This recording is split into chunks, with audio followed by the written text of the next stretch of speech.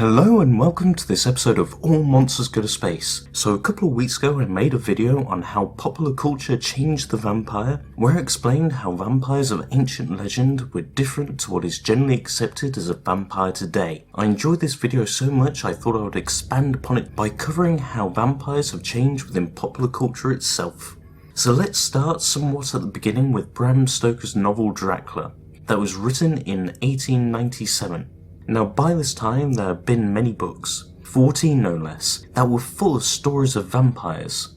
Most were supposed real-life vampire cases or vampire legends, being read by educated men to prove or disprove the vampire myth, whereas others, like The Vampire, written in 1819, were short, purely fictional stories. But Bram Stoker's Dracula was different. This was a fully fledged fictional novel, being read purely for terrifying entertainment, though it was edged in realism, like any good horror story, being inspired by vampire legends, and Count Dracula himself being inspired by Vlad Tepes, also known as Vlad the Impaler, a real-life 15th century Romanian knight. And Count Dracula could be considered to be the start of the modern pop culture vampire, with him being an aristocrat of sophistication and charm, not some foul, slobbering creature that just crawled out of a freshly dug grave. Now let's move on to the next major milestone, with the 1922 German silent film Nosferatu, starring Max Schreck, which was a not-so-subtle knockoff of Dracula, where we had the vampire Count Olaf, a monstrous creature with pointed ears, protruding fangs, and long fingernails, more akin to the vampires of old than Count Dracula, that inspired him.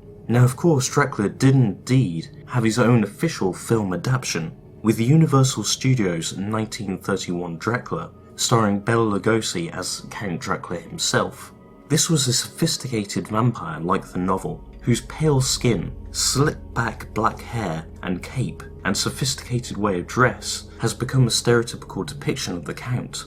Now if we jump forward some decades, we have Hammer Horror's 1958 Dracula, where the Count was played by Christopher Lee. This interpretation of the Count was incredibly reminiscent of Dracula from 1931, something common in vampire films and stories of the time.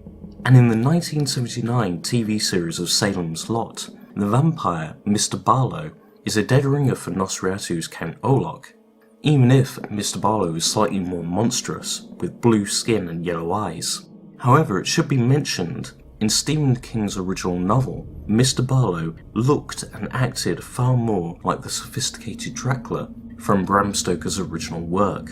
So it was not until the late 80s and early 90s that the vampire got a makeover, with new types of vampires appearing in literature and movies, like The Lost Boys from 1987, where the vampires on the surface looked and acted human, but when feeding or under attack would change somewhat, having yellow eyes and large fangs, and even at times having bat-like features, for example transforming their feet to hang upside down during the day.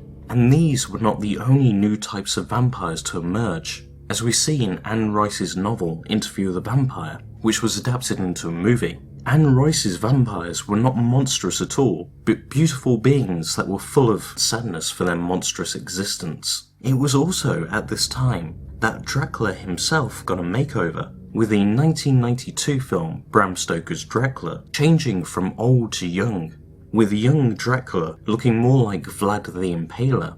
Old man's Dracula could even change into some more monstrous forms, like a werewolf, and a humanoid bat creature in this form saying the words, "Look at what your god has done to me," highlighting the monstrous and inhuman nature of the vampire. So with all these types of vampires being so radically different to each other, how could they possibly exist within any kind of shared universe? Well, the TV series Buffy the Vampire Slayer that first aired in 1997 fixed this pop culture problem, with the vast majority of vampires passing for human but changing into a predatory form, like the vampires from The Lost Boys, but the main antagonist from season 1, the Master, being a vampire so old that he changed into a Nosferatu-style creature. And even Anne Rice's style of vampires were paid homage to, with a vampire angel a sorrowful moping creature with a human soul. This trend of having different types of vampires continued with the comedy horror film From Dusk Till Dawn and the action horror Blade, and is still going on today with the 2014 comedy horror What We Do in the Shadows. Now this brings me on to an important topic. Most modern vampire films, like the last couple we have mentioned, are not horror films, but sci-fi action films like Daybreakers, or comedies like What We Do in the Shadows, and even teen romances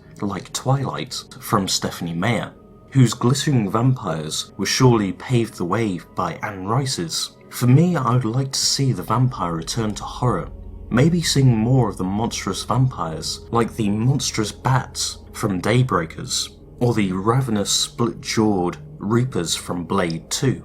So before I go, I'd like to ask you a question. What is your favourite type of vampire, and who is your favourite type of vampire of that type? Mine is the Nosferatu-style vampire, Mr. Barlow, from the 1979 TV series of Salem's Lot. So as always, if you've enjoyed this video, leave a like and subscribe, and I will see you in the comment section and on Twitter.